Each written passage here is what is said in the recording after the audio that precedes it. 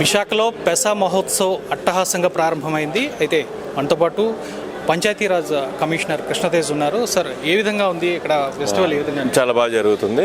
అనుకున్న విధంగానే వాళ్ళు ఎగ్జిబిట్ చేసిన స్టాల్స్ అని కానీ అయితే వాళ్ళ గేమ్స్ అని కానీ చాలా బాగా జరుగుతున్నాయి. రేపు కల్చరల్ ఈవెంట్ జరగబోతుంది.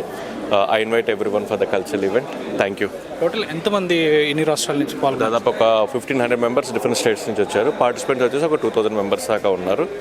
సో ఎక్కడైతే ఈ ట్రైబల్ ఏరియాస్, పెసా ఏరియాస్ ఉన్నాయో అక్కడ ఉన్న ప్రతి స్టేట్ నుంచి రిప్రజెంటేటివ్స్ రావడం జరిగింది. సార్, గిరిజన ప్రాంతాలని పంచాయతీరాజ్లోకి విలీనం చేయాలనే ఒక లక్ష్యంతో పెసా చట్టాన్ని తీసుకొచ్చారు. సో ఎంతవరకు ఇది డెవలప్ అయిందని అంటారు? ఇంకా ఏం చేయాల్సి ఉంది? చాలా వరకు ఇంప్రూవ్మెంట్ ఉంది, but still there is lot more to be done.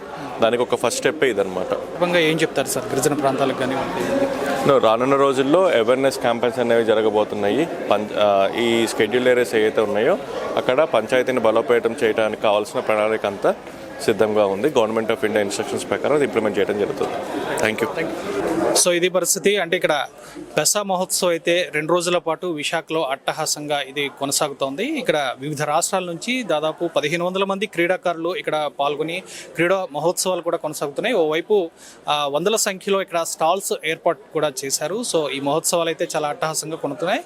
అయితే ప్రత్యేకించి పెసా మహోత్సవం అంటే పెసా చట్టాన్ని పటిష్టంగా అమలు చేసేందుకు ఇది లక్ష్యంగానే ఈ మహోత్సవాలు ప్రతి ఏటా డిసెంబర్ 23, 24 తేదీల్లో నిర్వహిస్తారు. ఇందులో భాగంగానే విశాఖలో ఈరోజు మహోత్సవం అయితే అద్భుతంగా కొనసాగుతుందని కమిషనర్ కృష్ణతేజ్ అనే చెప్తున్నారు.